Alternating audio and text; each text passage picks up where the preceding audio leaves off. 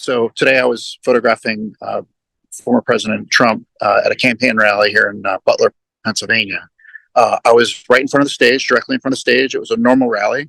I've done it hundreds of times, and over my left shoulder, I heard several pops, and I knew immediately it was gunfire. So I looked at the stage, and I saw the Secret Service agents rushing to President Trump. From that moment, I ran to the stage and I started photographing the agents on top of them. And then off to my right, I saw the Secret Service counter-assault team arrive. And then I ran to the other side of the stage and they picked President Trump up. And then as he's walking down the ramp, he started fist bumping to the crowd and waving. I did notice he had blood coming down his face, as you can see in the photos.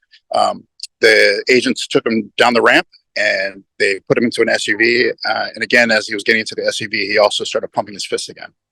If you're looking at the stage, we were over to the right grandstand.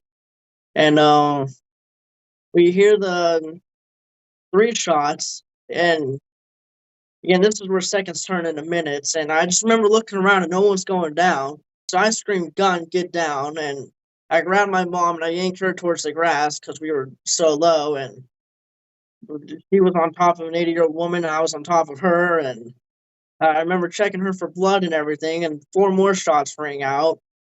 And then people start screaming, "Man!" Then you hear one last shot, which I'm assuming was them taking out the shooter. And my mom at one point lifted up the fence because we were trying to see if Trump was okay. And eventually we see him stand up and give the fist bump, and encouraging, really. I mean, my mom says she'll never go to a Trump rally. I want to go to the closest one I can next, just to prove to this guy that he can't get away with this and he's not going to scare us off. I said I'd go if it was indoors. I mean, that was one of the most encouraging things I think I've ever seen in my life. Just if we could try to tone everything down, even on social media. You see on social media, I try to stay off social media. Both of us try to stay off social media just because of that reason. So hopefully this sends a message. Everybody just calm it all down, man. No, I didn't have any classes with him. My only interactions with him were just seeing him in school, and then he was bullied, sat alone at lunch. I mean, yeah, but that's not something you want to think about. Like that, you don't want to have that first thought in your head, like, he's a little off. Is he going to do something? I mean, he would sit alone at lunch. I mean, he was just an outcast, and you know how kids are nowadays, so they're going to see someone like that and they're going to target him because they think it's funny or whatever. So it's the best way I can describe it. And it's honestly kind of sad.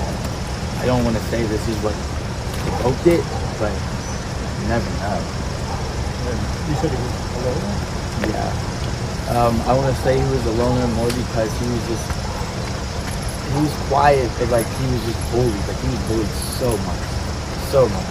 He was just made fun of, I guess, for the way he dressed or his appearance.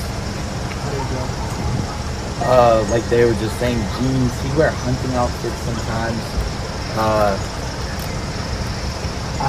He would always wear a mask, even after COVID. He wore a mask, like a COVID mask, like even after COVID was over.